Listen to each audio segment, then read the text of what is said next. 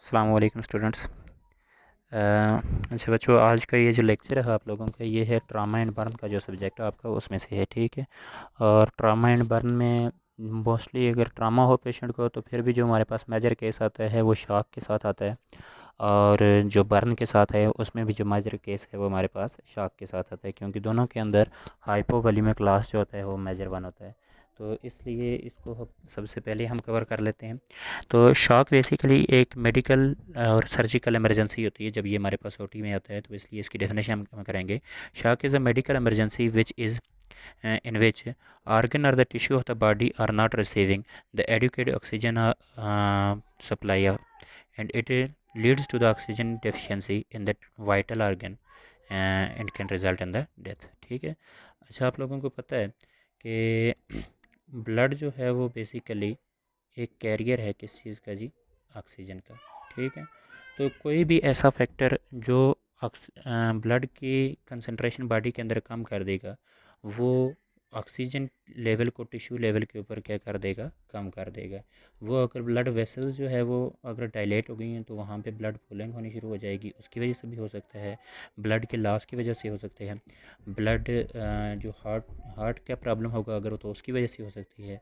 Pen वगैरह बाज़ दफ़ा होता है, उसकी वजह से हो सकता है। कोई शॉक हो, ये कंडीशन होती है।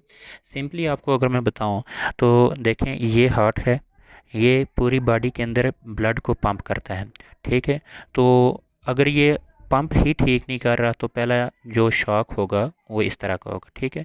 दूसरा, यहाँ पे ब्लड का वॉल्यूम है, वो वॉल्यूम डिक्रीज़ हो जाए लॉस की, ब्लड लॉस की वजह से या फ्लूइड की डेफिशिएंसी की वजह से, तो वो दूसरा टाइप ऑफ शॉक हो जाएगा।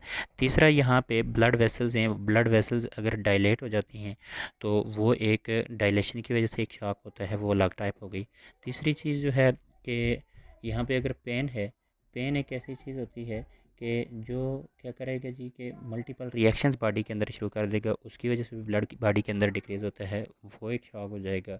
और फिर जो है वो ड्रग्स वगैरह के रिएक्शन की वजह से शॉक जो है वो होता है। इसीलिए अगर मैं आपको कहूँ कि बॉडी ये शॉक की टाइप कितनी है, तो सबसे पहला शॉक जो बनता है वो क्या है जी? कार्डियो ये हाइपोवोल्यूमिक शॉक। हाइपोवोल्यूमिक शॉक से मुराद क्या है कि ये ब्लड वेसल्स हैं और यहाँ पे जो ब्लड का वॉल्यूम है वो डिक्रीज़ हो गया। अब ये डिक्रीज़ होने की दो वजह हो सकती हैं। एक तो यहाँ पे जो ब्लड है उसकी क्वांटिटी कम हो गई है। ठीक है। तो फिर जो है वो होगा आपके पास हाइपोवोल्यूमिक शॉक। और सेकंड थिंग जो है क्या है कि ये जो वेसल्स हैं ये डायलेट हो गई हैं। ब्लड वेसल्स के डायलेट होने की वजह से वो क्या होता है कि ब्लड फूलिंग होनी शुरू हो जाती है। उस ब्लड फूलिंग की वजह से भी क्या होता है? हाइपोवोल्यूमिक शॉक होता है। ठीक है। और दूसरी इसके साथ एक चीज़ है कि ये जो ब्लड लॉस है, ब्लड लॉस मोस्टली ये होता है कि टोटली ब्लड लॉस ही नहीं, बल्कि इसके साथ जो है वो फ्लूइड लॉस भी होता है। ठीक है। फ्लूइड लॉस बॉडी के अंदर मल्टीपल काजेज़ की वजह से हो सकता है, आगे चल के हम देखेंगे। तो फ्लूइड लॉस भी जो है वो साथ में क्या कराता है? हाइपोवोल्यूमिक शॉक कराता है। दूसरी टाइप जो होती है वो है कार्डियोजेनिक शॉक है। Cardiogenic shock typically heart problem की वजह से होता है। हार्ट प्रॉब्लम कौन कौन से करवा सकते हैं वो हम देखेंगे।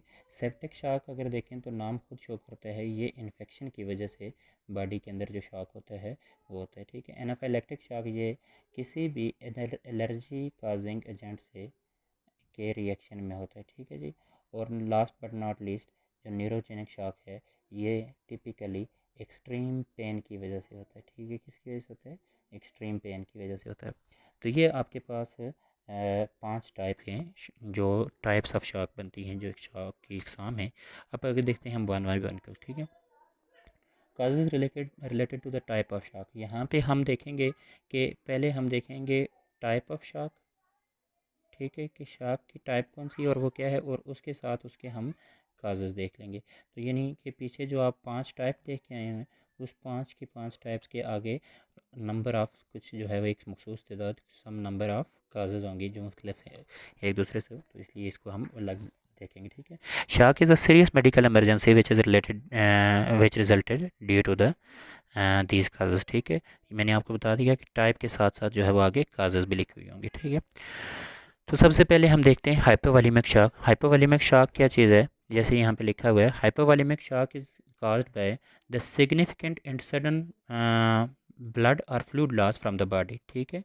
and blood loss of this magnitude can occur because of following reasons, ठीक है। तो जैसे मैंने पहले भी आपको कहा था कि ब्लड और फ्लूइड दो चीज़ें अगर बॉडी के अंदर कम पड़ जाएं तो उसकी वजह से क्या होता है, हाइपोवोलेमिक शॉक होता है, ठीक है। तो पहले तो बात क्या है कि एक्सटर्नल ट्रामा, यानी कि किसी का बाजू टूट गया, टांग टूट गई, ये एक्सटर्नल ट्रामा होता है, इसकी वजह से हो सकता है ये, ठीक है। दूसरा है जी इंटरनल इंजरी, ठीक है। इंटरनल इंजरी सपोज ये देखें आप, ये इंटेस्टाइन है, ये रैप्चर हुई और ये अंदर ही अंदर जो है वो साइटिस बननी शुरू हो गई, यानी कि पेट के अंदर ही एक्युमुलेशन ऑफ फ्लूइड आनी शुरू हो गई, ठीक है। तीसरी चीज़ जो है फ्लूइड लॉस एंड बर्न, अगर बर्न है तो बर्न के अंदर जो है फ्लूइड लॉस होता है, वॉमिटिंग है, उसके बाद सीवियर डायरिया है, एक्सेस स्वेटिंग वगैरह है, इनके अंदर बॉडी के अंदर जो वॉल्यूम जो होता है वो निकल जाता है और इसकी वजह से आपकी बॉडी हाइपोवोलेमिक शॉक के अंदर चली जाती है। अच्छा एक बात बच्चों कि दो तरह के जो है वो हमने शॉक पढ़े, एक है due to the external trauma और दूसरा जो है इंटरनल ट्रामा और इंजरी, ठीक है। तो आपको क्या लगता है इसमें मोर डेंजरस कौन सी होगी, ठीक है। इसमें जो डेंजरस है वो इंटरनल इंजरी है, क्योंकि इंटरनल इंजरी के अंदर क्या होता है कि blood inside the body accumulate होता रहता है और हमें पता ही नहीं चलता, मेजर लॉस हो जाता है। जबकि एक्सटर्नल ट्रामा के अंदर हमें बाहर से नज़र आ जाता है ब्लड लॉस और उसको फिर जो है वो कंट्रोल कर लिया जाता है, उसको लॉस होने से ज़्यादा, मेजर लॉस होने से पहले ही उसको प्रिवेंट कर लेते हैं, क्लॉटिंग के लिए प्रेशर बैंडेज वगैरह कर दी जाती है।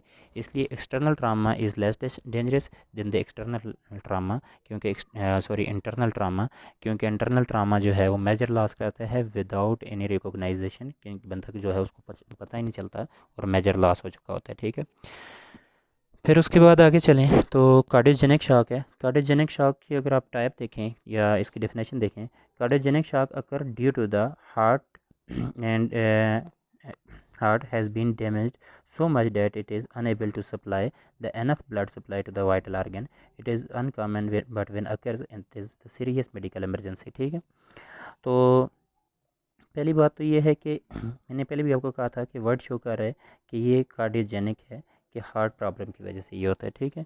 और ये क्योंकि आपको पता है ना कि हार्ट प्रॉब्लम ओल्ड एज के अंदर होता है, उसके अंदर मेल जेंडर के अंदर ज़्यादा होता है और इसकी जो है वो एक हेरिडिटरी या जो है जेनेटिक काज भी होता है, यानी आप कह सकते हैं कि it is not so common, यानी कि each and every person of the वो universe is not victim of the cardiogenic problem, ठीक है। यानी कि हर बंदा जो है वो कार्डियक प्रॉब्लम से का शिकार नहीं होता, लेकिन नो डाउट इसकी जो एक स्टेटिस्टिक है वो बहुत मेजर है, बहुत ज़्यादा होता है जो है दुनिया के अंदर, जिसकी वजह से कार्डियोजेनिक शॉक भी जो है वो होते हैं। सबसे पहली चीज़ क्या है, पल्मोनरी एम्बोलिज्म। पल्मोनरी एम्बोलिज्म देखें, ये एयर एम्बोलिज्म भी हो सकता है और कोई जो है वो फैट पार्टिकल्स भी हो सकता है जो पल्मोनरी आर्टरी के अंदर जाके स्टक हो जाए और उसकी वजह से जो है वो कार्डिक रिटर्न जो है वो डिक्रीज़ होता है, जिसकी वजह से ब्लड वॉल्यूम जो है वो डिक्रीज़ हो जाता है आगे। इसी तरह वेंट्रिकुलर फिब्रिलेशन, अगर देखें हार्ट अगर टू मच फिब्रिलेट कर रहा है, हार्ट जो है वो बहुत फास्ट जो है वो उसकी हार्ट रेट है, तो जो फिलिंग टाइम है या रीफिलिंग टाइम होता है वो डिक्रीज़ हो जाता है। अब अगर फिलिंग टाइम डिक्रीज़ हो चुका है तो डेफिनेटली जो प्री लोड होता है, यानी कि हार्ट के अंदर जो ब्लड का वॉल्यूम होता है वो डिक्रीज़ हो जाता है, तो आगे इजेक्शन भी कम होगी। इस वजह से क्या होता है कि वेंट्रिकुलर फिब्रिलेशन की वजह से बॉडी शॉक का सामना करती है। इसी तरह से वेंट्रिकुलर टेकिकार्डिया भी, जब एक्सट्रीम टेकिकार्डिया होता है, हार्ट रेट बहुत ज़्यादा होगी, तो इसकी वजह से भी ये ऐसा ही होता है। और सडन वेलवुलर रीगर्जिटेशन को आपने समझना है कि देखें ये हार्ट है और ये एक यहाँ पे वाल्व है और एक यहाँ पे वाल्व है। अगर वेंट्रिकुलर रीगर्जिटेशन होती है, आपको पता है ना कि ये जो वाल्व होते हैं ये वन वे फ्लो मेंटेन करते हैं, ठीक है। वन वे फ्लो मैंने ये लिखा है, वन ऐसे लिखती है WF, यानी कि वन वे फ्लो, ठीक है। तो ये वन वे फ्लो को मेंटेन करते हैं, यानी कि एट्रियम से वेंट्रिकुलर के अंदर हार्ट ब्लड आएगा, फिर वेंट्रिकुलर से जो है वो आगे पल्मोनरी एरिया के अंदर या फिर जो होल बॉडी के अंदर जाएगा, ठीक है। लेकिन जब रीगर्जिटेशन होती है तो वेंट्रिकुलर के कंट्रैक्शन की वजह से हार्ट के अंदर से ब्लड ऊपर मुड़ जाता है, ठीक है, यानी कि वेंट्रिकल से एट्रियम के अंदर चला जाता है। तो ये रीगर्जिटेशन की वजह से, क्योंकि हार्ट से ब्लड एओर्टा के अंदर ही कम आता है, तो जिसकी वजह से आगे भी कम जाता है और बॉडी शॉक फील करती है, ठीक है। और दूसरी चीज़ है instability, inability of the heart muscle to work properly. अब ये भी एक चीज़ है कि अगर ये हार्ट जो है वो बहुत ज़्यादा इनलार्ज्ड हैं, या इनके इर्द गिर्द फ्लूइड एक्यूमुलेशन हुई हुई है, और या ख़ुद इतनी ज़्यादा फटीग फील कर रहे हैं किसी भी डिज़ीज़ की वजह से, तो अब वो जो है वो इस काबिल ही नहीं है कि वो आगे ब्लड को पम्प कर सकें, तो फिर भी जो है वो शॉक होता है बॉडी के अंदर। ठीक है, तो ये काजेज़ हैं कार्डियोजेनिक शॉक के। सिमिलरली देखें सेप्टिक शॉक है, इसको मैंने जैसे आपको बताया कि infection the insufficient blood supply to the vital organ of the body due to the any infection is called septic shock. It is caused by अच्छा septic shock जो होता है ये कॉमन इन्फेक्शन की वजह से, यानी कि जो हल्की मुल्के जो आपको यूआईटी यूटीआई जो है यूरिनरी ट्रैक इन्फेक्शन टाइप जो इन्फेक्शन होते हैं, माइनर इन्फेक्शन थ्रोट वगैरह, इनकी वजह से नहीं होता। ये जो है वो मेजर यूरिनरी ट्रैक इन्फेक्शन की वजह से होता है, थ्रोट की वजह से कह रहा हूँ कि माइनर इन्फेक्शन जो होते हैं उनकी वजह से ये नहीं होता। लेकिन देखें कि जो मेजर इन्फेक्शन होते हैं जैसे lung infection like pneumonia, UTI वगैरह, ये रिप्रोडक्टिव सिस्टम का कोई इन्फेक्शन है, या एब्डोमिनल और डाइजेस्टिव ट्रैक इन्फेक्शन है, ये मेजर इन्फेक्शन है सारे। ठीक है, ये जो मेजर इन्फेक्शन है ये क्या करते हैं कि डाइवर्ट करते हैं ब्लड फ्लो को। ठीक है, ब्लड फ्लो को डाइवर्ट करते हैं, तो जिसकी वजह से और साथ में ये होता है कि वेजोडाइलेशन भी इनके अंदर होती है इन्फेक्शन इन्फेक्टिव बॉडी के अंदर, और फिर आपको पता है कि टेम्परेचर होता है जिसकी वजह से वो बॉडी जो है वो वेजोडाइलेशन के अंदर जाती है। ठीक है, तो इन्फेक्शन के साथ ये होना एक मेजर सी बात है। ठीक है, तो इनकी वजह से बॉडी जो है वो सेप्टिक कंडीशंस की वजह से शॉक के अंदर जाती है, जिसको हम कहते हैं कि सेप्टिक शॉक है ये। ठीक है, और फिर इसी तरह से क्या है जी, एनाफाइलेक्टिक शॉक। एनाफाइलेक्टिक शॉक को देखें, when expose to the something they are allergic to a person experience a life threatening reaction called the anaphylaxis. As a result, their immune system releases some chemical which decrease the body supply to the body blood supply to the body organ. This kind of the shock is called anaphylactic shock. ठीक है, अब देखिए मैं आपको एक example देता हूँ कि सपोज करें ये एक पोलन है, ठीक है जी, और मुझे ये एलर्जिक है, यानी कि मैं अगर इसको मुझे मेरी बॉडी के अंदर ये जाएगा तो एलर्जिक रिएक्शन होते हैं। ठीक है, अब अगर ये पोलन है और मैं इसको एक्सपीरियंस करता हूँ, मैं इसको एक्सपोज होता हूँ, यानी कि मेरे नाक के ज़रिए मेरे लंग्स के अंदर जाता है, तो मुझे सीवियर किस्म के रिएक्शन बॉडी के अंदर शो होंगे। ठीक है, वो रिएक्शन जो है क्या कहलाते हैं, एनाफाइलेक्टिक रिएक्शन कहलाते हैं। ठीक है, अब इन एनाफाइलेक्टिक रिएक्शन के अंदर बॉडी के अंदर से सर्टेन केमिकल रिलीज़ होते हैं। ठीक है, ये जो केमिकल्स होते हैं, ये केमिकल्स हमारी बॉडी के अंदर वेजोडाइलेशन टाइप रिएक्शन लेके आते हैं, और उन चीज़ों की वजह से भी क्या होता है कि एक ब्लड वॉल्यूम बॉडी के अंदर डिक्रीज़ हो जाता है, ब्लड रिटर्न हार्ट की तरफ डिक्रीज़ होता है, तो जिसकी वजह से हम शॉक के अंदर जाते हैं, और इसको हम एनाफाइलेक्टिक शॉक का नाम देते हैं। ठीक है, इसके अंदर सबसे पहला जो है वो मेडिसन का रिएक्शन है, जो मोस्ट कॉमनली आप देखते हैं ओटी के अंदर ब्लड रिएक्शन है, और यानी कि ब्लड के प्रोडक्ट हमने दिया तो उसकी वजह से हो गया। ठीक है, एनेस्थेटिक रिएक्शंस की जो गैसेज हैं उनकी वजह से कोई रिएक्शन हो सकता है, और ये सिर्फ ओटी के अंदर महदूद नहीं होता, ये बाहर भी है कि ट्रीज़ नेट शेल्स या शेलफिश वगैरह या मिल्क वगैरह लेटेक्स है, और एजेंट यूज्ड इन द जो है वो इम्यूनोथेरेपी या इंसेक्ट वगैरह। और उसके अलावा आप देखते हैं घरों के अंदर डस्ट एलर्जी होती है, उसकी वजह से एनाफाइलेक्टिक शॉक हो सकता है, और पेट्स एलर्जी होती है, इनकी वजह से होता है। मल्टीपल रीजंस होती हैं, कोई भी बंदा किसी भी चीज़ से जो है वो एलर्जिक हो सकता है। ठीक है, उसकी वजह से जो शॉक होगा उसको हम नाम देते हैं एनाफाइलेक्टिक शॉक का। ठीक है, और उसके बाद आप देखें न्यूरोजेनिक शॉक, जैसे मैं आपको बता चुका हूँ कि ये पेन की वजह से है। यहाँ पे देखें extreme pain causing the over exciting the parasympathetic nervous system resulting in the bradycardia leading to the dangerous drop in the blood pressure and its supply to the body organ is called neurogenic shock. ठीक है, अब देखें, अब neurogenic word basically जो है वो nerve से ही निकला हुआ है ना, नर्व रिलेटेड ही है ना, और नर्व जो है वो अब अगर देखें सेंसरी नर्व्स तो वो पेन फील करती हैं। ठीक है जी, अब अगर एक्सट्रीम पेन होगा, टू मच एक्सट्रीम पेन के अंदर, जैसे आपके पास जो है वो सेंट्रल नर्वस सिस्टम की इंजरी हो जाए या स्पाइनल कार्ड इंजरी वगैरह, तो उनके अंदर जब एक्सट्रीम पेन होता है तो उनकी वजह से क्या होता है कि पैरासिम्पैथिक सिस्टम जो होता है वो ओवर एक्साइटेड हो जाता है। ठीक है, उसकी ओवर एक्साइटेशन की वजह से जो है वो आपका जो हार्ट होता है वो ब्रेडिकार्डिया फील करता है। ठीक है, हार्ट रेट डिक्रीज़ हो जाती है। अब इसकी वजह से भी क्या होता है कि डेंजरस ड्रॉप होता है ब्लड के अंदर, क्योंकि देखें आप एक ये एक पाइप है। इस पाइप के अंदर अगर आपने 1 मिनट के अंदर सपोज़ करें आपने 70 दफ़ा पानी भेजना था, तो डेफ़िनेटली इसके अंदर वॉल्यूम ज़्यादा होगा। अब वही पानी 1 मिनट के अंदर आप जो है 40 दफ़ा भेज रहे हैं, तो यहाँ पे कितना वॉल्यूम कम हो जाएगा ना। और यही होता है कि ब्रेडिकार्डिया जब होता है तो क्योंकि वेसल्स के अंदर ब्लड का वॉल्यूम डिक्रीज़ हो जाता है, जिसकी वजह से शॉक फील होता है। ठीक है, शॉक होता है। तो किन किन चीज़ों के अंदर ये किन किन कंडीशंस के अंदर ये होता है, उनके अंदर है कि सेंट्रल नर्वस सिस्टम की कोई इंजरी है, ठीक है, या स्पाइनल कार्ड इंजरी है, या लॉस ऑफ जो है सिंपैथेटिक नर्वस सिस्टम है, और या हीमाटोमा अगर बहुत ज़्यादा है उसके अंदर स्पेसिफिकली रिलेटेड जो है वो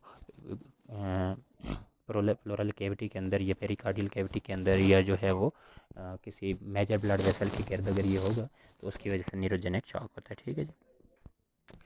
अब इसके कुछ साइन सिम्टम देख लें कि साइन सिम्टम्स क्या हैं शॉक के। Low blood pressure, obviously blood pressure more than less than जो है नॉर्मल होगा, और अल्टरिंग मेंटल स्टेटस, बंदा जो है कंफ्यूज होगा, और वो जो है वो ओरिएंटेड नहीं होगा, वो रिकॉग्नाइज नहीं कर सकेगा प्लेस इन टाइम वगैरह को, एनजाइटी में होगा बंदा, कंफ्यूज और अनकॉन्शियस होगा। ठीक है, या तो मैंने पहले भी बताया कि बंदा कंफ्यूज होता है, आप उससे उसका नाम पूछें, नाम नहीं बता रहा होगा, या एटलीस्ट नाम रिकॉग्नाइज़ करने में देर लगाएगा, जगह रिकॉग्नाइज़ करने में देर लगाएगा, या फिर टोटली जो है वो अनकॉन्शियस होगा। और कोल्ड मॉइस्ट स्किन होती है उसकी, हैंड फीट जो है में ब्लू और पेल, क्योंकि ऑक्सीजन लेवल ड्रॉप कर चुका होता है, जिसकी वजह से स्किन जो है पेल ब्लू होती है। वीक और द रैपिड पल्स होती है उसकी, और rapid breathing and the hyper ventilation. ठीक है जी। और ब्रीथिंग जो होती है वो इंक्रीज़ हो चुकी होती है, और साथ में हाइपर वेंटिलेट कर होता है बंदा, जो है वो बार बार सांस लेता है, रैपिडली जो है वो सांस लेता है, डिक्रीज़ होता है उसका यूरिन आउटपुट। डेफिनेटली जब ब्लड वॉल्यूम ही कम है तो रीनल ब्लड फ्लो कम होगा, जिसकी वजह से यूरिनरी आउटपुट कम होगा। ठीक है। सिमिलरली देखें जी, आप इसकी ट्रीटमेंट क्या करेंगे, आप कर देंगे इसमें elevate the legs above the bed. ठीक है, इसमें ये बंदा है तो ये नॉर्मली इसकी जो अपने जो है वो लेग्स को 30 डिग्री अप कर देना। ठीक है, तो इसमें आप क्या कर सकते हैं, इसके नीचे एक पिल्लो रख सकते हैं, या ओटी के अंदर आप टेंडलन बर्ग पोजीशन बना सकते हैं। यानी टेंडलन बर्ग पोजीशन, ये ओटी टेबल है ना, तो इसको आप यूं टिल्ट कर देते हैं, ये हेड जो होता है यूं नीचे आ जाता है, और ये लेग्स जो हैं वो ऊपर चली जाती हैं, यानी कि ये लेग्स हैं और ये हेड है। ठीक है, इस तरह से जो होता है कि ये टेंडलन बर्ग पोजीशन बना देंगे, या सिंपली आप बंदे को जो है वो ले डाउन करके इस तरह सपोज करें आपके गिलास के अंदर कोई अगर शॉक की वजह से गिर के बेहोश हो गया है, तो फर्स्ट ऑफ ऑल आप क्या करें कि उसकी लेग्स को पकड़ पकड़ के थोड़ा सा एलिवेट जो है वो एलिवेट कर लें, ऊपर उठा लें। ठीक है, और दूसरी जो अहम चीज़ है, ट्रीट द अंडरलाइंग काजिंग। ठीक है, अब अगर किसी बंदे का ब्लड लॉस हो रहा है, यानी कि मेजर इंजरी है, और आप उसको ट्रीट किए बगैर फ्लूइड दे रहे हैं, उसको अगर ब्लड फ्लो को ही रोकने के बजाय, यानी कि जो ब्लड लॉस हो रहा है इंजरी की वजह से, उसको रोकने के बजाय आप अगर मज़ीद फ्लूइड दे रहे हैं, मज़ीद ब्लड दे रहे हैं, तो फ़ायदा नहीं है। लिहाजा आपने अंडरलाइंग काजेज़ जो पीछे हमने देखे पहले उनको देखना है। फिर उसके बाद आप देखेंगे फ्लूइड रिससिटेशन, कि आप नॉर्मल सलाइन या जो है वो रिंगर लेक्टेड या हेमासेल, आप ये पीछे चढ़ पड़ चुके हैं सारी, कि ये सारे क्रिस्टलाइड एंड कोलाइड फ्लूइड हैं, इनको देंगे। कीप पेशेंट वार्म और give the oxygen to the patient. अच्छा, ऑक्सीजन डेफिनेटली देने के लिए आपको क्या करना पड़ेगा, एयर वे मेंटेन करना पड़ेगा। अगर पेशेंट आपका जो है वो अवेक नहीं है, अनकॉन्शियस है, तो आप उसको क्या करेंगे, उसका एयर वे मेंटेन करेंगे। और अगर कॉन्शियस है तो फिर आपको उसको एयरवे की तरफ पढ़ने की ज़रूरत नहीं है, लेकिन एयरवे को आप कंसिडर ज़रूर करेंगे, उसको चेक करेंगे साथ में। ठीक है, उसके बाद आप देखते हैं जी केसेस ऑफ द शॉक। अब यहाँ पे एक स्टेटमेंट देखें कि shock can be occur to the anaesthetised patient, और in some condition a patient with the shock having have to anaesthetised for the emergency surgical procedure. ठीक है, इससे मुराद ये है कि आपके पास ओटी के अंदर एक पेशेंट है, और उस पेशेंट को आपने एनेस्थीसिया दिया हुआ है, तो ड्यूरिंग एनेस्थीसिया भी जो है वो शॉक हो सकता है, जैसे हाई स्पाइनल वगैरह हो गए, या आपने गैसेस बहुत ज़्यादा देर को हो रही, तो इसकी वजह से शॉक। या फिर आपके पास जो है वो एक पेशेंट आरटीए के साथ आया, या ब्रीच प्रेगनेंसी के साथ आया, या जो है वो प्री एक्लेम्पशिया के साथ या एक्लेम्पशिया के साथ आता है। तो इस तरह की कंडीशन के अंदर ब्लड फ्लो ज़्यादा हो चुका होता है, तो उस कंडीशन के अंदर भी आपके पास क्या होता है, पेशेंट शॉक के अंदर होता है। यानी कि आपका जो एनेस्थेटाइज्ड पेशेंट है उसको भी शॉक हो सकता है, और जो पेशेंट जिसको एनेस्थीसिया देना हो वो भी शॉक का पेशेंट हो सकता है। ठीक है, इनमें से चंद चीज़ें हैं। सबसे पहले देखें, पेल्विक फ्रैक्चर है। सम ऑब्स्ट्रेट्रिक केसेस, जैसे मैंने अभी नाम भी लिया था कि ब्रीच प्रेगनेंसी है, या प्री एक्लेम्पशिया के पेशेंट है, या एक्लेम्पशिया का पेशेंट है। तो इस तरह की जो कंडीशंस होती हैं, या जो है वो कार्डिक यूरिनरी यूट्रस प्रोलैप्स का पेशेंट है, प्लेसेंटा प्रेविया का पेशेंट है, तो इन कंडीशंस के अंदर जो है वो क्या होता है कि मेजर ब्लड फ्लो हो चुका होता है, तो उसकी वजह से पेशेंट शॉक के अंदर हो सकता है। ठीक है, ascites due to the rupture intestine. Ascites कहते हैं फ्लूइड जो है वो एब्डामन के अंदर एक्यूमुलेट हो जाना। ठीक है जी, ठीक है, मैंने ये लिख देने कि एब्डामिनल फ्लूइड जो है वो एब्डामन के अंदर फ्लूइड जो है एक्यूमुलेट हुआ होता है। ठीक है, तो ये इंटेस्टाइन टूटती है तो इस तरह से एसाइटिस बन जाती है। ये भी जो है इंटरनल इंजरी के अंदर आता है, जो कि जो है वो एक डेंजरस चीज़ है। और इसी तरह क्या है जी, रैप्चर्ड ओवेरियन सिस्ट, अगर ओवरी की सिस्ट टूट गई है और फिर भी जो है फ्लूइड लॉस होता है, तो उसकी वजह से क्या हो सकता है कि शॉक के साथ पेशेंट प्रेजेंट हो सकता है आपके पास। और ये केसेस हैं, कुछ मल्टीपल केसेस और भी हैं जो हमारे पास जो है वो फर्दर कहीं ना कहीं उनको डिस्कशन में देखते रहेंगे।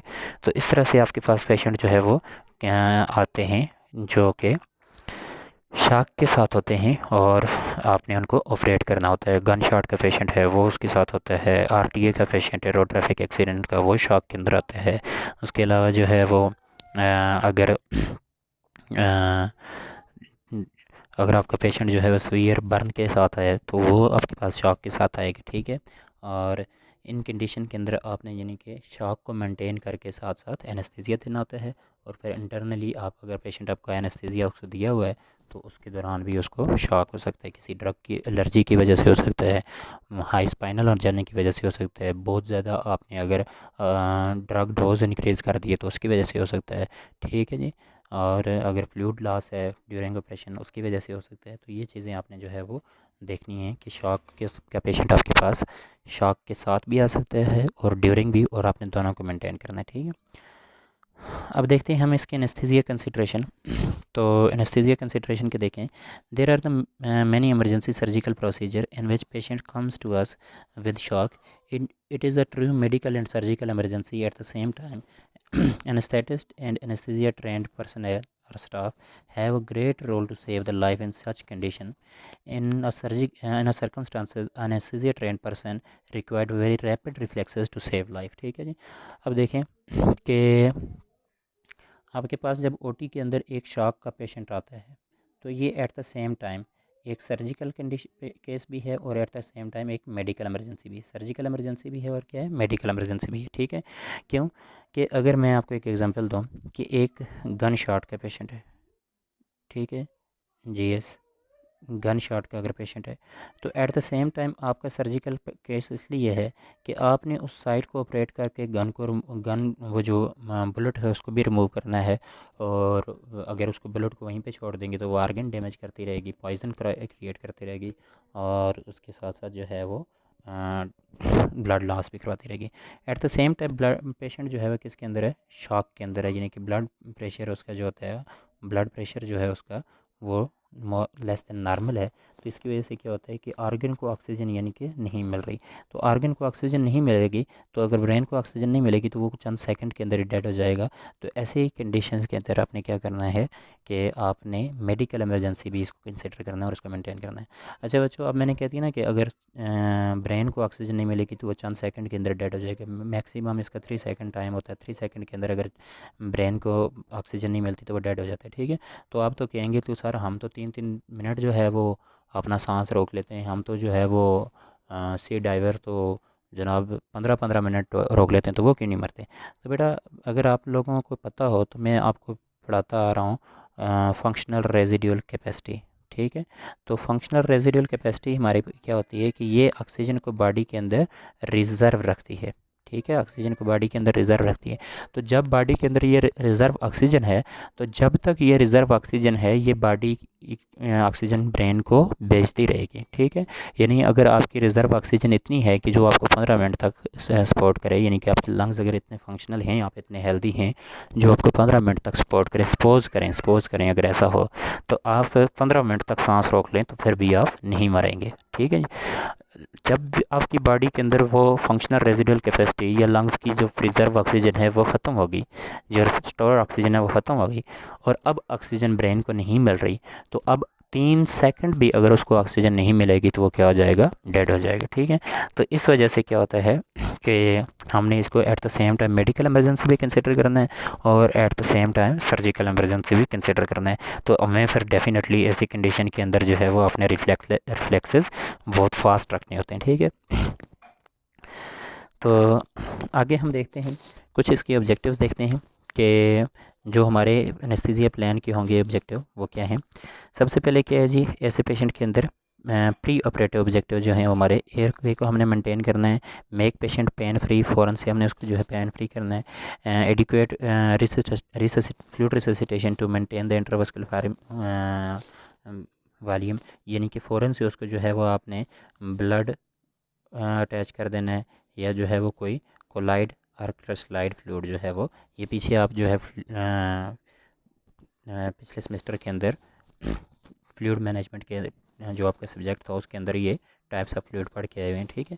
तो उस वजह से आप उसको या क्रिस्टलाइड या कोई कोलाइड फ्लूइड जो है वो लगा देंगे, और ट्रीट द अंडरलाइंग काज, आपने फिर फ़ौरन से अंडरलाइंग काजेज़ की तरफ आना है। अगर सपोज़ जो है वो ब्लड लॉस की वजह से हो रहा है तो ब्लड लॉस को प्रिवेंट करना है। सपोज़ अगर जो है वो कार्डिक प्रॉब्लम है कोई तो उसको ट्रीट करना है, बर्न की वजह से तो उसको ट्रीट करना है, ठीक है जी। In this situation rapid sequence induction is achieved. तो रैपिड सीक्वेंस इंडक्शन को आगे चल के हम देखेंगे कि ये RSI क्या है, रैपिड सीक्वेंस इंडक्शन क्या है। आपने इधर इस स्लाइड तक ये देखना है कि हमने ऐसे केसेस के अंदर करनी क्या होती है, रैपिड सीक्वेंस इंडक्शन करनी होती है, ठीक है जी। तो प्री ऑपरेटिव मैनेजमेंट आपने क्या देखनी है, an anaesthesia trained person should prepare himself to deal patient with shock and evaluate the following factors preoperatively, ठीक है। यानी आपको पेशेंट आपने रिसीव किया तो उसके फ़ौरन बाद आपने क्या करना है कि कुछ चीज़ें करनी है कि आपने सबसे पहले उसका इंट्रावास्कुलर वॉल्यूम स्टेटस देखना है, यानी कि सबसे पहले आपने मॉनिटरिंग अटैच करके मॉनिटरिंग करनी है कि भाई पेशेंट की कंडीशन क्या है, ठीक है। कार्डियोवास्कुलर फंक्शन, उसकी जो है वो ECG लगा के आपने फ़ौरन से कार्डियोवास्कुलर फंक्शंस देखने हैं, हार्ट रेट देखनी है, उसकी जो है रिदम्स देखने हैं, रेट देखनी है, वगैरह वगैरह, each and everything. Sufficient pre operative blood pressure, आपने देखना है कि इसका ब्लड प्रेशर कितना ड्रॉप हो चुका है, ये चीज़ें आपने जो है वो एवेलुएट करनी है, देखनी है, ठीक है। हार्ट रेट देखना है, यूरिन आउटपुट देखना है, मेंटल स्टेटस देखना है कि भाई बंदा जो है वो GCS उसका बहुत कम तो नहीं है, ब्रेन तो उसका फंक्शनल है कि नहीं है। Respiratory rate and partial pressure of oxygen, यानी कि आपने सारे के सारे वाइटल ऑर्गन्स जो है वो फर्स्ट ऑफ ऑल पेशेंट के देखने हैं, उनको मेंटेन करना है, ठीक है। यानी कि फ़ौरन से उनको चेक करके मेंटेन करना शुरू कर लेना है, ठीक है। और प्री ऑपरेटिव जो है वो कुछ चीज़ें भी आपने मेंटेन करनी है। सपोज़ करें कि आप OT के अंदर हैं, ठीक है, और आपको कॉल आती है ER से, यानी कि इमरजेंसी रूम से कॉल आती है, या गायनी वार्ड से आती है जी कि हम एक पेशेंट लेके आ रहे हैं शॉक के साथ, ठीक है। तो आपने फिर हाथ पे हाथ रख के बैठ नहीं जाना कि पेशेंट यहाँ पे आए तो फिर देखेंगे, आपने फ़ौरन से कुछ चीज़ें मेंटेन करनी शुरू कर देनी, ठीक है। तो उसमें देखें क्या है कि the following material are the things should on hand before the induction of the anaesthesia to the patient. यानी जो ही आपको पता चला कि भाई इमरजेंसी केस आ रहा है, इमरजेंसी केस जब भी आता है ना तो फ़ौरन से नहीं OT के अंदर आता। इमरजेंसी केस अगर इमरजेंसी रूम के अंदर आए, यानी कि ER के अंदर अगर आया तो वहाँ से कॉल आएगी जी कि एक इमरजेंसी केस है। गायनी के अंदर है तो वहाँ से एक कॉल आएगी जी एक इमरजेंसी केस है। और आप अगर कहीं आपको इत्तेफाक हो, अगर आप बेड एरिया के ऊपर आपने कहीं काम किया हो या रहे हों, तो अगर जब ये शेलिंग होती है ना, सपोज ये नीलम एरिया में जब कश्मीर में जब इंडिया की तरफ से शेलिंग होती है, बम वगैरह लगते हैं, तो जब कैजुअल्टी होती हैं तो वहाँ पे DHQ हॉस्पिटल जो है वो कॉल करके, मुजफ्फराबाद सेंट्रल हॉस्पिटल को कॉल करके बताता है कि जी हमारे पास कैजुअल्टीज़ हैं, शेलिंग हो रही है, बॉर्डर पे गोलियाँ चल रही हैं, तो आप रेडी रहें। तो फिर ये है कि एक OT कम से कम जो है वो रिज़र्व हो जाता है, उसको फुली इक्विप्ड करके स्टाफ को फ्री रख के छोड़ दिया जाता है कि किसी भी टाइम जो है वो कोई कैजुअल्टी आ सकती है, कोई इमरजेंसी आ सकती है। ठीक है, तो ये हमने कुछ चीज़ें फिर उनमें प्रिपेयर करनी होती हैं। ठीक है, उनमें सबसे पहले कि सेट ऑफ एयरवे इक्विपमेंट, उनको जो है लाजमी आपने देखना होता है। Reliable source of oxygen supply, आपने जो है वो सेंट्रल एंड पाइपलाइन सप्लाई को दोबारा से चेक करके देखना होता है। इंट्रावास्कुलर फ्लूइड, आपने जो है वो adequate supply of crystalline and colloid fluid जो है वो एक्यूमुलेट करके, अगर सर्दियों में है तो वार्म करके रखने होते हैं। ठीक है जी, इसी तरह एडिकुलेट ब्लड प्रोडक्ट, ठीक है, जो ब्लड प्रोडक्ट हैं, प्लेटलेट्स, फ्लैश, फ्रोजन प्लाज्मा वगैरह, तो उसके साथ जो है वो अगर ब्लड का आपको ग्रुप पता है तो उसके साथ जो है वो ब्लड एज अ होल भी आपने यानी कि अरेंज करके रखना होता है। इमरजेंसी ड्रग और the increase to increase the blood pressure, जैसे जो है वो हम पीछे इमरजेंसी ब्लड बढ़ चुके हैं, एड्रेनालिन, डोपामाइन, डोपेटामाइन वगैरह, या ये सारी जो ड्रग्स हम इमरजेंसी में पढ़ के आए हुए, उनमें कोई एक जो है वो आप इसको चूज़ कर लें, या मल्टीपल ड्रग जो आपके ऑन हैंड हो उनको आपने तैयार करके रखना होता है। सेडेटिव ड्रग्स आप रखते हैं, और induction agent and the muscle relaxant जो है वो आप उनके प्रिपेयर करके रखते हैं। ठीक है, सिमिलरली अगर देखें अगर, तो एक एनेस्थीसिया प्लान होता है आपके पास। एनेस्थीसिया प्लान के मुताबिक आपके पास सबसे पहले एयरवे असेसमेंट है, फिर आप एयरवे कंसर्न देखते हैं, फिर इंडक्शन है, इंटूबेशन आप करते हैं, मेंटेनेंस, फिर मॉनिटरिंग, और फिर recovery, and last but not least क्या है जी, एक्सट्यूबेशन। ठीक है, तो सबसे पहले आप देखेंगे कि एयरवे असेसमेंट, उसके बाद हम कुछ जो है वो कंसर्न देखेंगे कि ये चीज़ें आपने कंसिडर करनी है। ये आगे आप ये देखें, ये सारी स्लाइड आगे वन बाय वन हम ये सारी स्लाइड्स पढ़ेंगे। ठीक है जी, तो सबसे पहले हम देखते हैं एयरवे असेसमेंट। तो examine the air way and decide either it is क्या जी, कि इंटूबेशन इंडिकेटेड है कि नहीं है, क्रश एयरवे है, या पोटेंशियल डिफ़िकल्ट एयरवे है, डिफ़िकल्ट टू लारिंजोस्कोपी और बैग मास्क वेंटिलेशन है, यानी कि इज़ रैपिड सीक्वेंस इंडक्शन जो है वो अप्रोप्रिएट है कि नहीं, या इज़ फेल्ड एयरवे है, ये चीज़ें हमने देखनी है। अच्छा बच्चों, ये आपने ना, ये मैं स्लाइड को आपको ऐसे समझाऊँ कि ये आपके पास एक बंदा आया, ठीक है जी, ये बंदा है, इसकी आपने सबसे पहले एयरवे असेसमेंट करनी है। ठीक है, इस एयरवे असेसमेंट किस मुताबिक आपने, अगर पेशेंट बैठ सकता है तो इसको अपने सामने बैठ के पहले मालन पट्टी ग्रेड देखना है इसका, ठीक है, नहीं तो लेटे लेटे इसके देखना है, मुंह खुलवा के इसका जो है वो होल एयरवे जो है वो एग्जामिन करना है, देखना है, फिर इसकी नेक मोबिलिटी देखनी है। ठीक है, ये आप मेरे ख्याल से प्री एनेस्थीसिया असेसमेंट में ये सारी चीज़ें पढ़ के भी आए होंगे। ठीक है, नेक मोबिलिटी जो है वो up and down and left right, up and down और लेफ़्ट एंड राइट दोनों साइड पे देखनी है। ठीक है जी, ये चीज़ें देख के आपको पता चलेगा कि भाई इंटूबेशन इंडिकेटेड भी है कि नहीं है। सपोज़ करें कि आपने देखा एक पेशेंट है, उसका वो डेड है, ठीक है जी, डेड है, डेफिनेटली आप उसकी इंटूबेशन आपको इंडिकेटेड नहीं है। दूसरा एक पेशेंट जो है वो स्पॉन्टेनियस ब्रीथ कर रहा है, तो आपने असेसमेंट की, इसके अंदर भी जो है वो इंडिकेटेड नहीं है, तो इन कंडीशन के अंदर जो है वो सबसे पहले आपने असेसमेंट करके देखना होता है कि भाई इंटूबेशन इंडिकेटेड भी है कि नहीं है।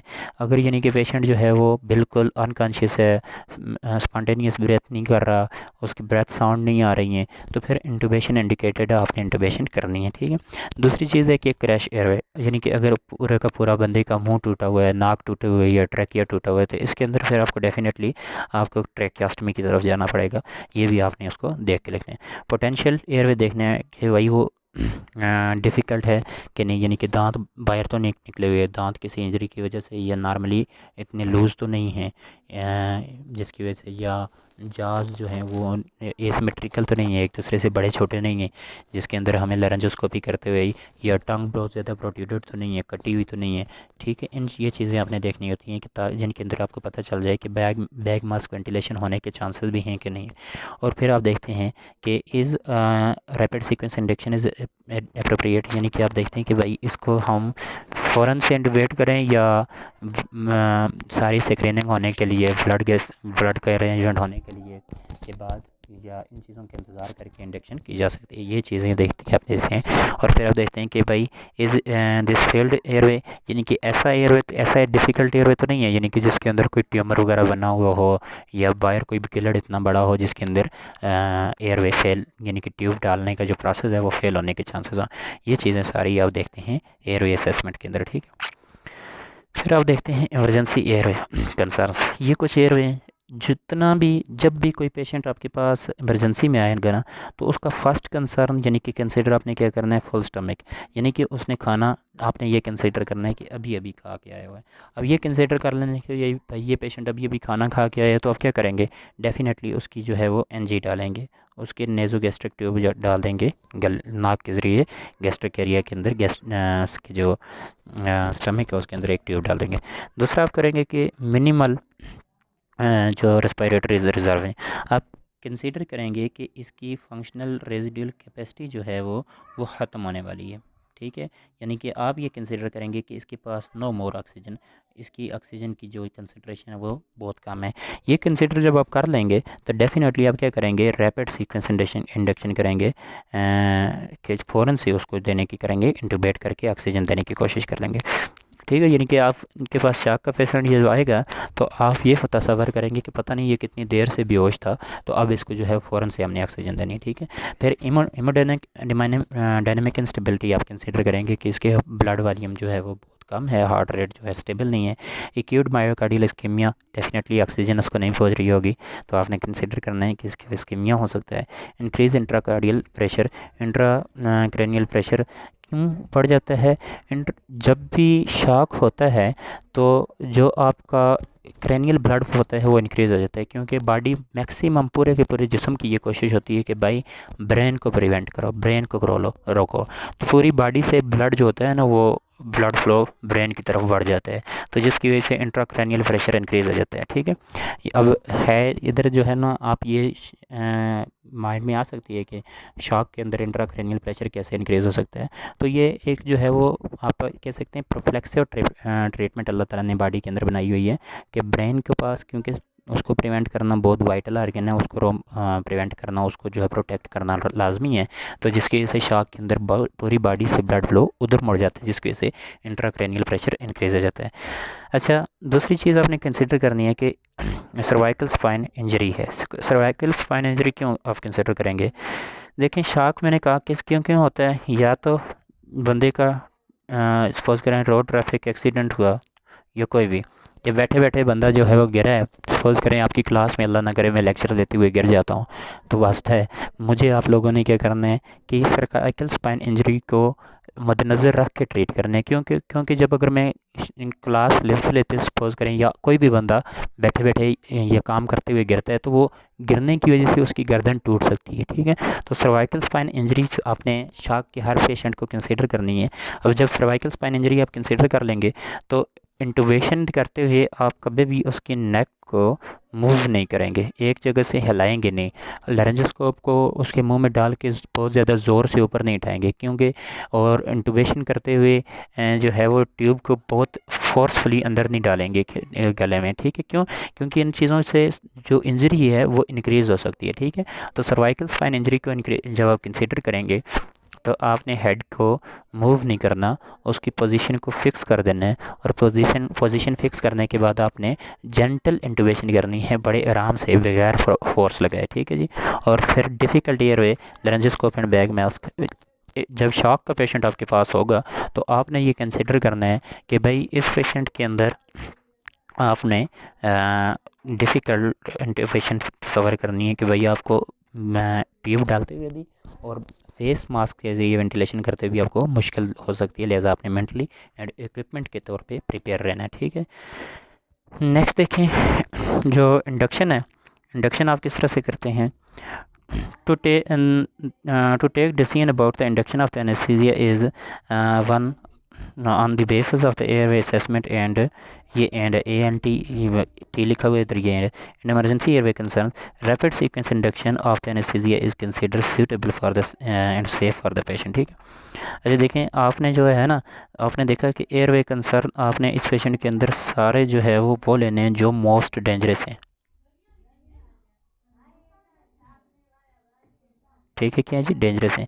फिर आपने देखा डेंजरस कैसे हो गए, आप कहते हैं कि जी एयरवे उसका बहुत डिफ़िकल्ट है, आप कहते हैं जी उसकी जो है स्टमक टोटल फुल है, अभी अभी खाना खा के आया, आप कहते हैं जी कि उसकी जो है मिनिमल रेस्पिरेटरी रिजर्वायर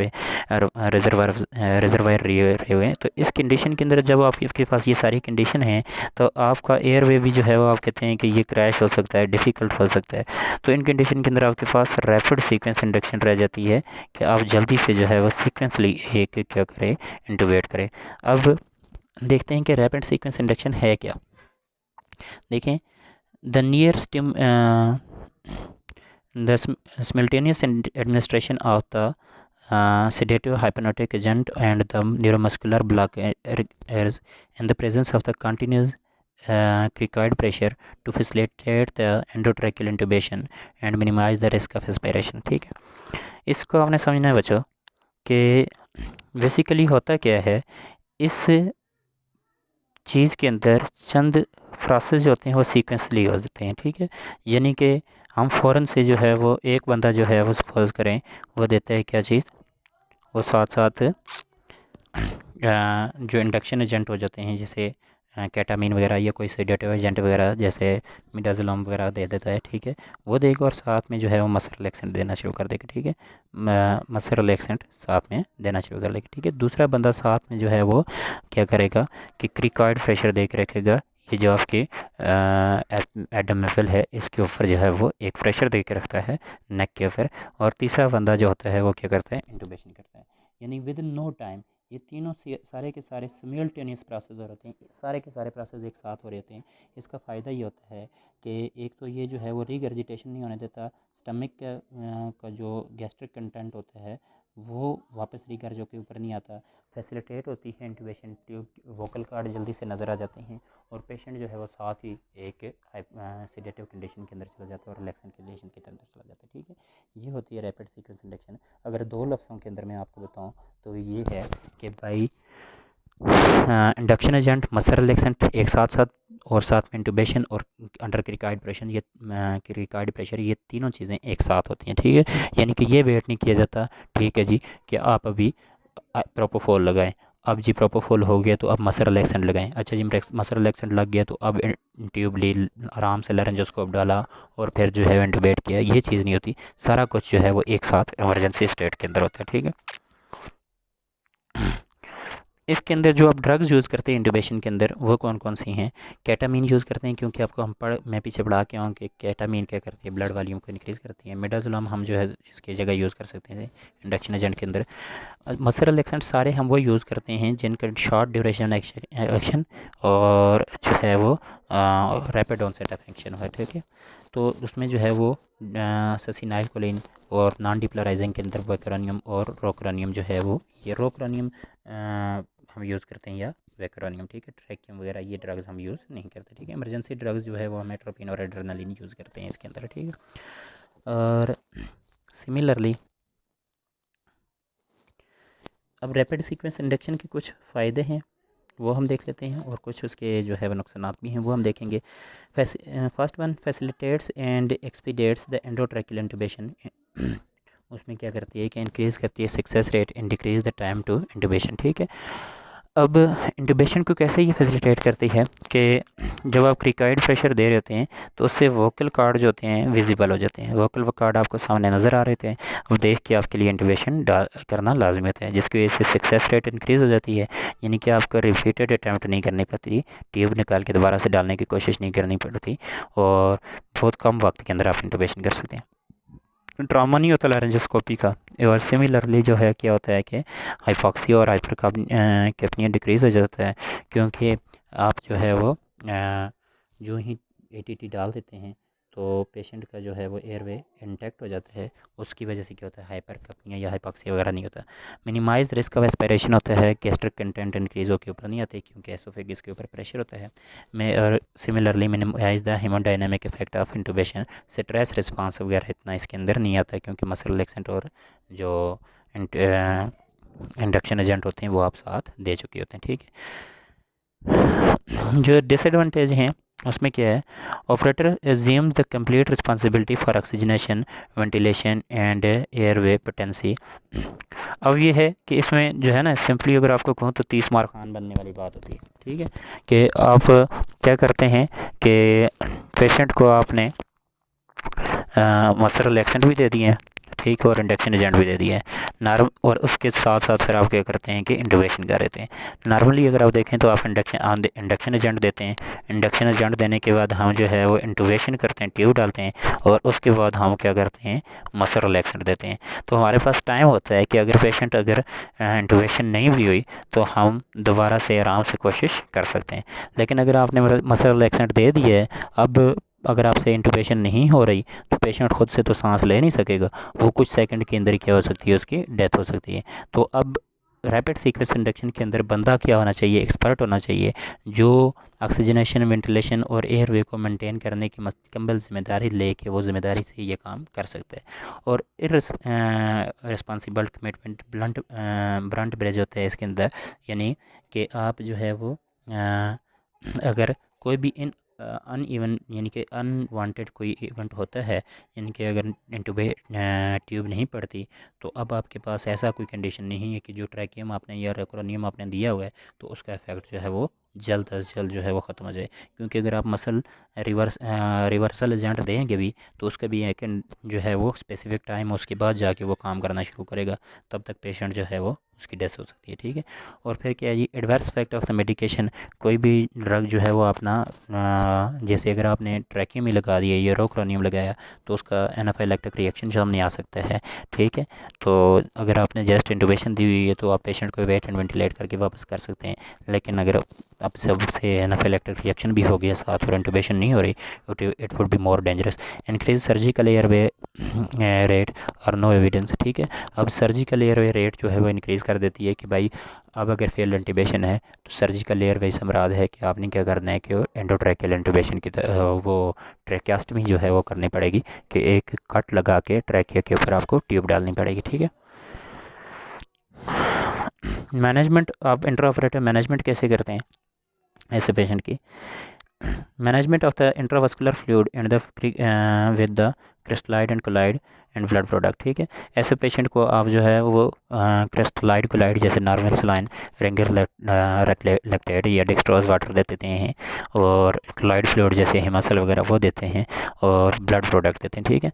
अब क्योंकि इनको हम मैसिव ब्लड रिप्लेसमेंट या जो है वो फ्लूइड रिप्लेसमेंट कर देते हैं तो इनके अंदर कैल्शियम की भी कमी पड़ सकती है और कैल्शियम ग्लूकोनेट की भी कमी पड़ सकती है, ठीक है। इसलिए हम क्या कर सकते हैं, management of the intravascular calcium following the blood transfusion with the calcium gluconate, यानी कि हर जो 2 पैक ब्लड आप जब ट्रांसफ्यूज़ कर चुके हैं तो आपको एक जो है वो कैल्शियम ग्लूकोनेट का इंजेक्शन लगाना लाजमी होता है। Maintain the muscle paralysis with no non depolarizing muscle relaxant, vecuronium और रोक्रोनियम, ये दोनों अगर आप पीछे फार्माकोलॉजी के अंदर जाके देखें तो इनका ऑनसेट ऑफ एक्शन रैपिड है और शॉर्ट ड्यूरेशन ऑफ एक्शन है as compare to the rest of all, ठीक है। तो इसलिए ये हम जो है इसके अंदर यूज़ करते हैं, क्योंकि हमने ज़्यादा जो है वो डीप एनेस्थीसिया नहीं करना था। मेंटेन ऑक्सीजनेशन,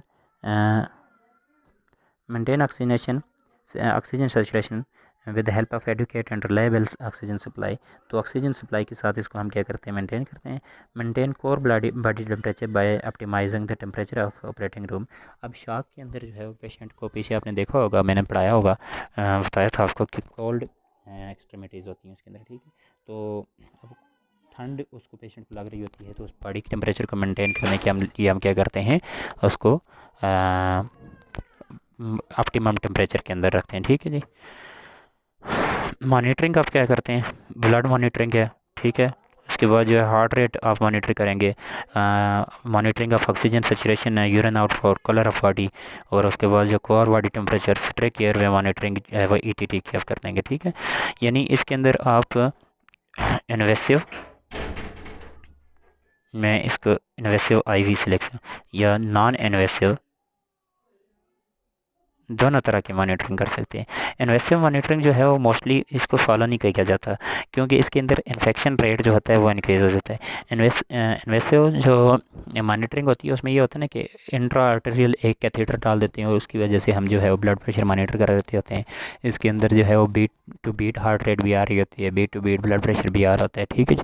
लेकिन इसके साथ जो एक डेंजरस चीज़ है वह इन्फेक्शन रेट का ज़्यादा हो जाना, तो जिसकी वजह से ये नहीं देखी जाती। नॉन इन्वेसिव मॉनिटरिंग के ज़रिए हम जो है वो सारी चीज़ें देखेंगे, ब्लड प्रेशर भी देख रहे होंगे, हार्ट रेट की भी देख रहे हैं, ऑक्सीजन सेचुरेशन, यूरिन आउटपुट वगैरह हम देखेंगे, कैथेटर वगैरह डाल के कलर देखेंगे, बॉडी टेम्परेचर, यानी कि ईच एंड एवरीथिंग मॉनिटरिंग हम जो है वो स्ट्रिक्ट रखेंगे इसके अंदर, ठीक है। रिकवरी जो है वो क्या है कि डिपेंड करती है ड्यूरेशन ऑफ एनेस्थीसिया के ऊपर और ब्लड लॉस के ऊपर। ड्यूरेशन अगर आपने एनेस्थीसिया बहुत लंबा दिया हुआ है तो डेफिनेटली जो है वो क्या होगा कि पेशेंट देर बाद वापस आएगा। ब्लड लॉस अगर पेशेंट का मेजर ब्लड लॉस है तो फिर भी वापस आएगा देर बाद। कोर बॉडी टेम्परेचर अगर पेशेंट जो है वो हाइपोथर्मिया के अंदर है, यानी कि बॉडी टेम्परेचर अगर कम है तो पेशेंट लेट वापस आएगा, ठीक है। और effect of shock on the organ, यानी कि अगर अल्लाह ना करे कोई पेशेंट है जिसको शॉक के अंदर गया और उसके बाद उसका ब्रेन डेड हो गया, तो अब जो है वो पेशेंट की वापसी के चांसेस कम हैं, ठीक है। इसी तरह अगर किडनी फेलियर है, रीनल फेलियर है, या जो है वो कार्डिक प्रॉब्लम हो गए हैं, इस्कीमिया हो गया, तो इनके ऊपर भी जो है वो रिकवरी डिपेंड करती है, ठीक है। पोस्ट ऑपरेटिव आपके क्या चीज़ देखते हैं, ये एक्सटुबेशन आप किस तरह करेंगे। Wait and ventilate the patient until the fully wake and then extubate. अच्छा, आपने इस पेशेंट के अंदर ना जल्दी एक्सटुबेशन करते हुए जल्दी नहीं करनी जब तक पेशेंट फुली वेक नहीं होता, क्योंकि ऐसे पेशेंट के अंदर पता नहीं है कि वो अभी एनेस्थीसिया के असर के अंदर है या शॉक के असर के अंदर है। जब वो ठीक तरह से वापस आ जाएगा तो वो जब बात करने लग जाए, टांगें हाथ पाँव हिलाने लग जाए, तो फिर उसको एक्सटुबेट किया जाता है। तब हमें पता होता है कि ये शॉक प्लस एनेस्थीसिया हर चीज़ से बाहर आ चुके हैं। Complete suctioning of the secretion of the patient before extubation, उसकी सिक्रेशन वगैरह आपने जो है वो ठीक तरह से रिमूव करनी है, क्योंकि पहले ही शॉक की वजह से बॉडी के अंदर ऑक्सीजन की कमी है। अगर मज़ीद सिक्रेशन की वजह से एयरवे जो है वो ब्लॉक हो गया तो पेशेंट कार्डियक इस्कीमिया के अंदर जा सकता है। Wait for the muscular power, जैसे मैंने पहले कहा कि जब तक पेशेंट टांगे हाथ पाँव हिलाना ना शुरू कर ले तब तक इसको एक्सटुबेट नहीं करना है। Examine the entire shock have settled और नॉट, फिर आपने ये भी देखना है कि भाई उसका ब्लड प्रेशर ठीक है, हार्ट रेट ठीक है, जो शॉक की बाकी साइन सिम्टम्स हैं, हाइपोक्सिया वगैरह की कंडीशन, या उसके अंदर जो ब्लू बॉडी वगैरह वो चीज़ें ख़त्म हो चुकी हैं, यूरिन आउटपुट उसका नॉर्मल हो चुका है, तब आपने उसको एक्सटुबेट करना है शॉक की कंडीशन से कम्प्लीटली वापस आ जाने के बाद, ठीक है जी। और पोस्ट ऑपरेटिव जो है वो पेशेंट को केयर करना है for haemodynamic changes, care for the vital science और केयर फॉर द जो है वो ऑब्स्ट्रक्शन, इन चीज़ों के अंदर। और फिर पेन मैनेजमेंट भी इस पेशेंट के अंदर आपने एडुकेट रखनी है, क्योंकि पेन जो है वो आपको पता है शॉक को इंक्रीज़ करता है, ठीक है। अच्छा बच्चों, बुक के अंदर ना ये सब्जेक्ट या ये टॉपिक जो है वो हाइपोवोलेमिया के नाम से भी आया हुआ होगा और हाइपोटेंशन के नाम से भी आया होगा, ठीक है। आपने इस टॉपिक के नाम से जो है वो उसको देखना है। और फिर बर्न के अंदर भी इसकी थोड़ी बहुत डिस्कशन हुई होगी, ठीक है। इन तीनों टॉपिक्स को आपने शार्ट से वहाँ से पढ़ना है और फिर ये स्लाइड्स भी आपने देखनी है। कोई चीज़ अगर फिर भी समझ ना आई हुई हो तो मुझे बताना है। कुछ बच्चों के जो क्वेश्चंस हैं वो आज के लेक्चर में मैं कवर करूँगा और कोशिश करूँगा कि आज 1-2 लेक्चर और हो जाएँ।